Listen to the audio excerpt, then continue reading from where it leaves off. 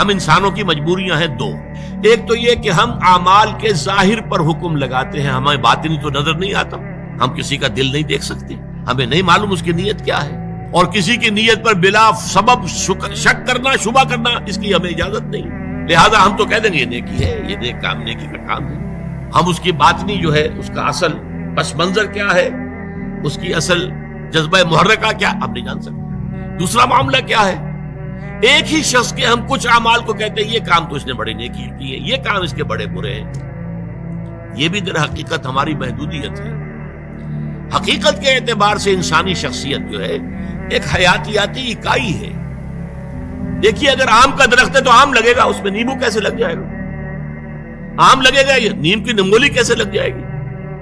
اگر آپ ایک درخت میں دیکھتے ہیں کہ آم بھی لگا ہوا، نمولی بھی لگی ہوئی ہے، وہ کڑوی کسیلی نمولی بھی لگی ہوئی ہے اور میٹھا آم بھی لگا، آپ کیا کہیں گے؟ کیسے انہونی سی بات ہے. تو شخصیت تو ایک وحدت ہے، یا اس کے اندر خیر ہے یا شر ہے. شر ہے تو شر ہی ظاہر ہوگا، چاہے اس شر نے اوپر کوٹنگ لے لی ہو خیر کی، بظاہر نیکی کا ایک عمل کر رہا ہے، لیکن اس درخت کا، اس کی جڑ سے جو شر کی غذا اسے مل رہی ہے، اس اعتبار سے اس عمل کے اندر شر ہے، خیر نہیں ہے، چاہے ظاہری اعتبار سے خیر نظر آ رہا.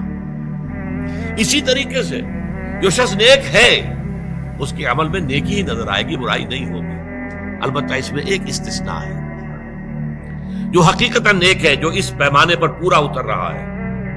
وَلَكِنَّ الْبِرَّ مَنْ آمَنَ بِاللَّهِ وَالْيَوْمِ الْآخِرِ وَالْمَلَائِكَةِ وَالْكِتَابِ وَالنَّبِيِّينَ إِلَى آخِرِ الْآيَةِ. جو شخص اس پر پورا اتر رہا ہے اس سے بھی کبھی وقتی حالات کے تحت، وقتی اثرات کے تحت کوئی غلط کام سرزد ہو سکتا ہے. یہ نہ سمجھیے کہ اس سے کبھی بھی کوئی برائی جو ہے اس کا ظہور نہیں ہو سکتا، نہیں ہو سکتا، لیکن فوراً توبہ کرے گا. اگر اس کے اندر نیکی ہے، وہ کسی بدی کو مستقل طور پر اپنی زندگی میں، اپنے کردار کے اندر جگہ نہیں دے سکتا.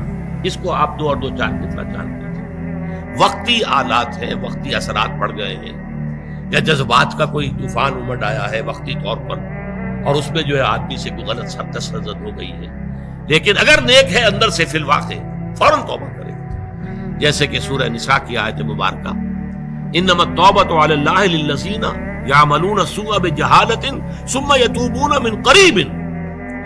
اللہ تعالیٰ نے اپنے ذمے لازم کر لی ہے ایسے لوگوں کی توبہ قبول کرنا کہ جو غلطی سے یا حالات کے دباؤ میں، جہالت میں، نادانی میں کوئی غلط کام کر بیٹھتے ہیں لیکن فوراً توبہ کرتے ہیں. تو یہ فوری توبہ ہوئی. یہ نہیں ہوگا کہ بدی اور نیکی کا امتزاج مستقل طور پر. یہ نہیں ہو سکتا کہ ایک طرف نماز، روزہ، یہ سارا کچھ بھی ہو رہا ہے، دوسری طرف سودی کاروبار مستقل طور پر اپنے دندے میں شامل ہے. یہ نہیں.